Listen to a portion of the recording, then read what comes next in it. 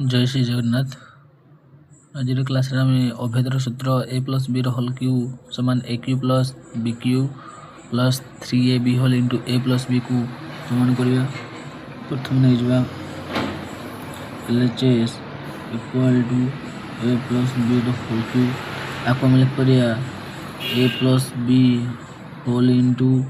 A plus B whole square equal to हम लिख करिया A plus B whole into जगह A plus B whole square सूत्र कहले हो square plus 2ab plus B square बंटन नियम अनुसार गुणन कले A into A square plus 2ab plus B square plus B into A square plus 2ab plus B square आके गुणन कले खड़िया A cube plus 2 A square B plus A B square plus square B plus 2ab square plus B cube आपको हम लिख करिया A cube plus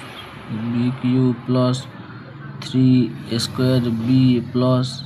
3ab square आपको हम लिख करिया तापरे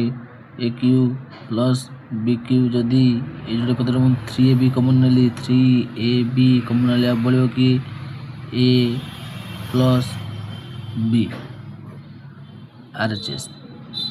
प्रूफ।